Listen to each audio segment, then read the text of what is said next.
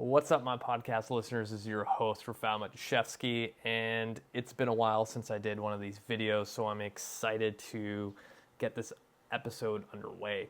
What we're going to talk about today is the nervous system, because the last probably 3 months, I've been seeing a lot of changes with my clients who are coming to me specifically for an injury, pain, or a mobility issue. And I don't think in this industry people talk enough about how our nervous system regulates like everything that we do.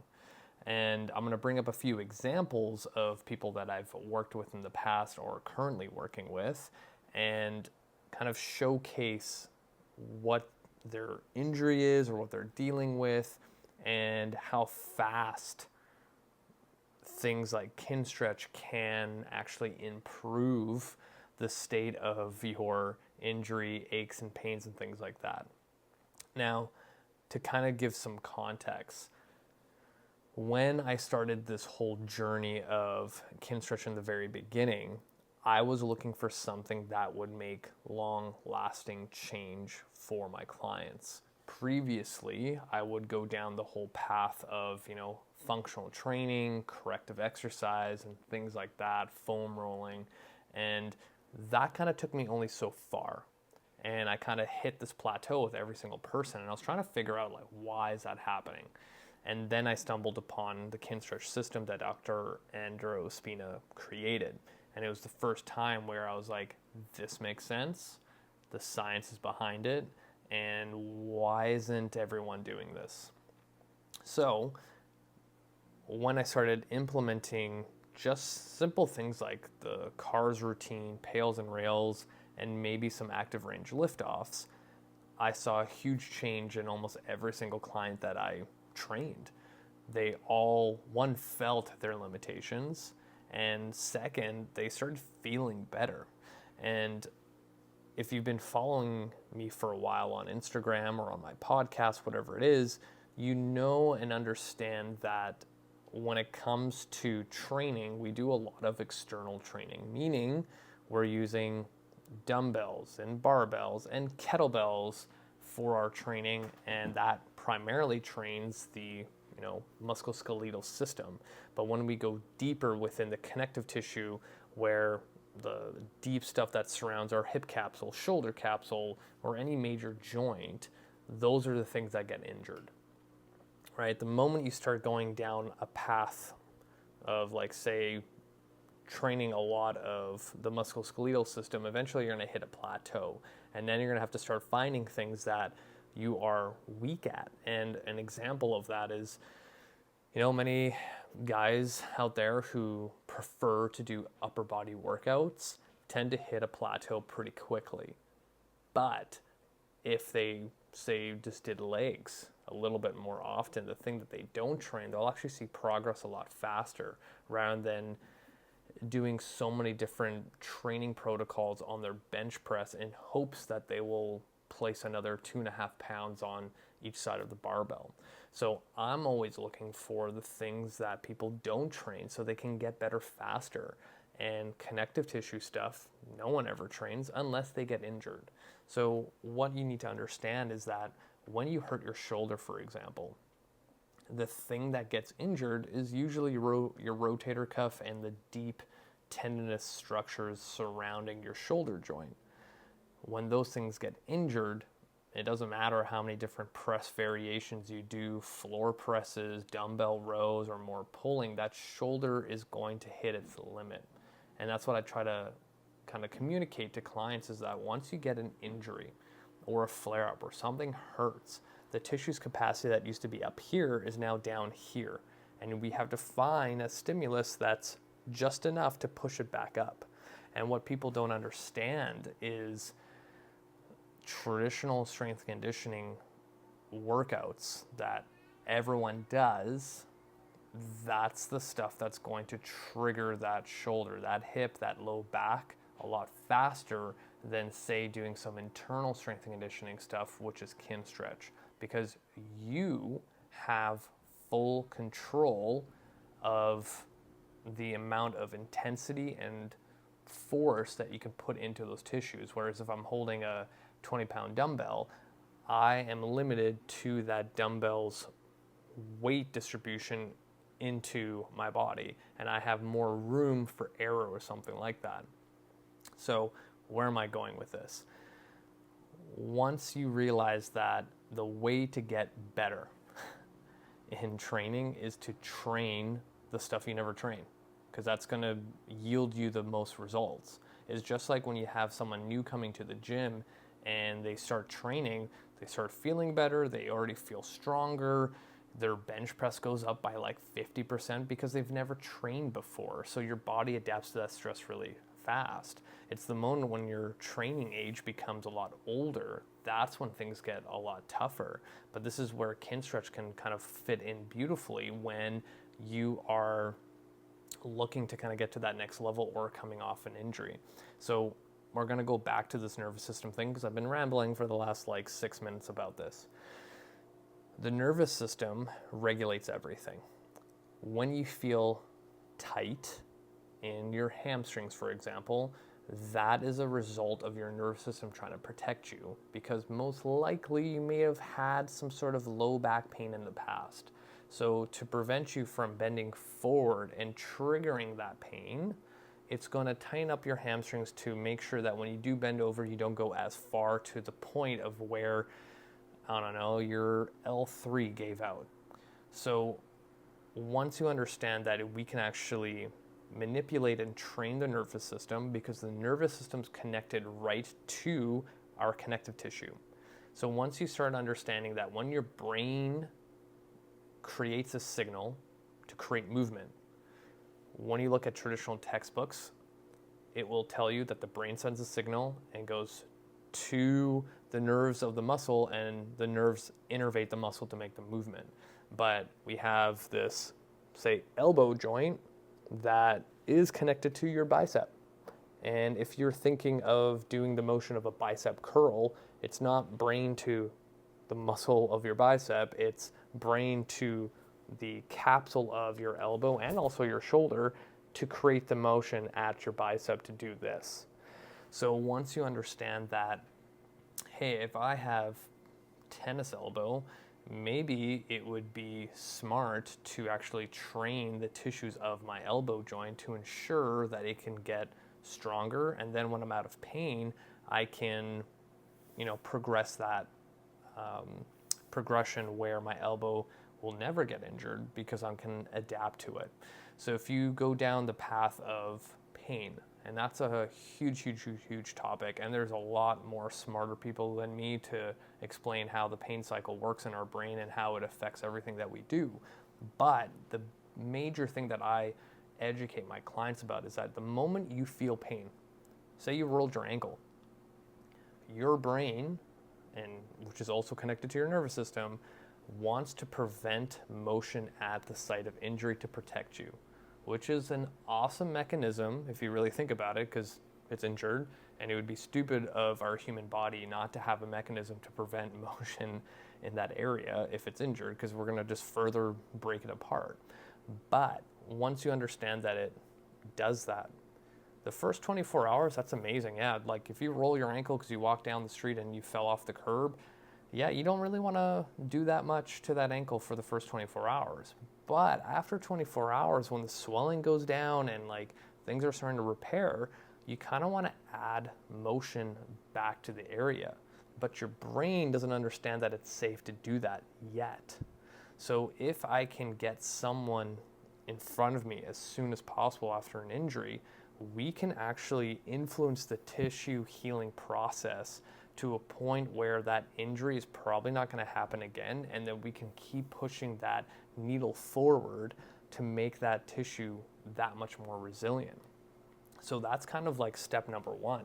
But a lot of people don't understand this, and I always make this like joke and statement that we know more about our own cars than our own body. So a lot of times when we get injured, it's like, oh, don't use it. Like, don't put any pressure on it, ice it, put heat on it, and just don't move. But then our whole lives continue, right? Our life does not care that you have an ankle injury, like you need to still go to work, you still have to chase after your kid, you still have to take your kid to soccer practice, which all requires your ankle, right? But if you do all the right steps to make that ankle tissue function better, then you can kind of move on. But the biggest barrier I see is teaching the nervous system that it's okay to move the ankle. So let's continue with this example of the ankle. Say I have someone that comes in and they've been dealing with ankle sprains for the last 10 years of their life, and now their ankle really causes issues when they're trying to squat or walk or walk up a hill, because it requires a lot of dorsiflexion. So a lot of times when I take someone through the functional range assessment, which is the assessment model for the Kinstretch system, once I start moving people in their passive range of motion through dorsiflexion, plantar flexion, there's always this kind of hesitation. And like I will look at the person's eyes where they're like trying to think and feel if it's okay for me to push their foot forward, because they've been prevented from moving in those ranges, so they actually don't know if it's bad or not. And a lot of times when I do that assessment, that first repetition is like kind of shaky, like I feel resistance, the second one's a little bit less, and then the third one moves a lot more. And I also find that a lot of times when I get people to do it actively, the first couple of times it's really, they're unsure of themselves. And then on top of that, they're almost surprised that they could actually do that much, right? They're almost anticipating that it's going to feel so terrible that it's just going to cause pain. But because you've never tested the waters, then you never know what your limit is. So say I start doing Kinstretch with somebody and we find those pain-free ranges of motion that we can work in. Now you're teaching your brain and nervous system that it's safe to move. And your brain loves sensory information like that from the joint capsule level, that it's an ankle. And every time I get someone coming in to do a Kinstretch session, I'm reinforcing that movement is safe, that creating tension in a Pales contraction is okay. And once your body understands that, it's able to produce more motion and more force. And what's crazy is I've had people come to me with terrible knees, torn the shit out of them, and we do 4 sessions within a month. And I always ask my clients the moments that they come in, like, how does the body feel? And usually around that 1 month mark, they're like, oh, it actually feels pretty good. And then they start thinking about, oh, you know what? Walking up the stairs with my knees are actually kind of fine. And I haven't felt that in forever.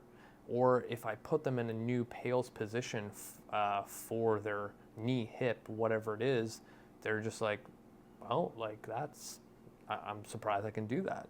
And it's because they've never, again, tested the waters. They've never put inputs into their body for them to understand that it's safe. So once we develop kind of a baseline with the understanding that every time I promote pain-free motion at a connective tissue level, your brain is going to adapt to that stimulus and is going to allow you to do more. And that's the biggest thing, is like I've seen an individual recently with a shoulder that could barely move into abduction, which is going out this way.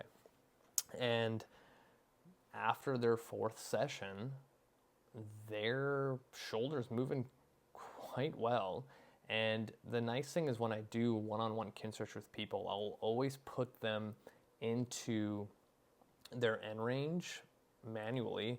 So then when they do their Pales and Rails contractions, I can actually feel how much pressure and force they can actually put into me. And with this one individual, when we first started, and I always kind of give percentages. So say I have the person in external rotation with abduction and they're in their end range, and I'll get them to do their Pales contraction by pushing into me. With someone with a acute or chronic injury, I'll start at 1% effort. As they're pushing, I'm going to start scaling to see how far we can actually get. And usually when someone is really in bad shape, we're lucky if we can get between 10 to 20% of effort before pain starts triggering. So with this individual, after their 4th week with me, a lot of the positions that I put them in, they were getting anywhere from 50 to 80% in their pales contraction. And that is a huge improvement. Just think about that like in terms of a traditional weight training session. If I have someone training at 10% of their capacity and then by 3 weeks go by and they're improved by 40 to 70%, that's a huge leap. And when I usually get people at that point, at that 1 month mark, and they're able to generate force pain free, they almost look at me like, wow, I can't believe I did that. And all we did was create an environment for your brain and nervous system to understand that this position is safe to create force in and to absorb force as well. And once you continue doing that pain-free over and over and over again, that shoulder, that hip, that low back, that knee, whatever joint that you're dealing with that's causing you grief is going to get better. Now, the next step to that is to continue that spectrum. And this is why a lot of people think, when they see my videos, they're like, oh, that's kind of like rehab stuff or like really boring mobility stuff. And sure, I totally get it. The stuff that I tend to post is very much for beginners because that's where most people are. But what people don't understand, just like exercise, if you've been doing, dumbbell bench press forever, if you wanted to progress it, you could do a single arm bench press. You could do a single arm incline bench press with an eccentric of 4 seconds. Like that's going to make it more challenging. With mobility training or kin stretch, there are progressions to make it harder. And once you start doing that, you start realizing that, wow, I can take my shoulder, elbow, whatever joint and make it that much more stronger. So then the next time I fall with my shoulder to the side, or if I play tennis and I'm aggressively hitting the racket at high velocity, I'm not going to strain my shoulder, right? There's a capacity to every tissue that we have. So why not continue getting the connective tissue stronger? So then when you do whatever sport or everything in life that you do is going to be easier in the sense that you can take on that force and load. So I kind of want to end this at a point where our nervous system will regulate everything that we do. If you are in a plateau in the gym, 100% your nervous system is responsible for it. And you just have to figure out where you need to fill the gaps in your training that you've never trained before. And that's usually the connective tissue level. And that's where kin stretch comes into play. So I'm going to end it there. Hopefully that kind of gave you some ideas of why maybe your shoulder keeps flaring up or why your knee still hurts when you squat. And even though you've dropped the weight by 20 pounds, it still hurts. And now you're at a point where you can't do any lower body exercises. You need to go back to the foundations and figure out how to promote pain-free range of motion for that knee, that hip, whatever it is. So I'm going to leave it there. Hopefully that was helpful. If you guys have any questions, feel free to reach out, and then also make sure you hit the show notes because I have a free ebook on mobility training that I've been promoting the last, year. And it's been crazy. So many people around the whole world have been downloading it, and I've been getting messages like, man, I wish I had this before. And I go in depth with a lot of personality in my writing of how our nervous system works, how true mobility training works, and what you need to do in order to actually have long-lasting results. And I also throw some kin stretch workouts in there that you can do on your own. That's it for me. Till next time, you guys.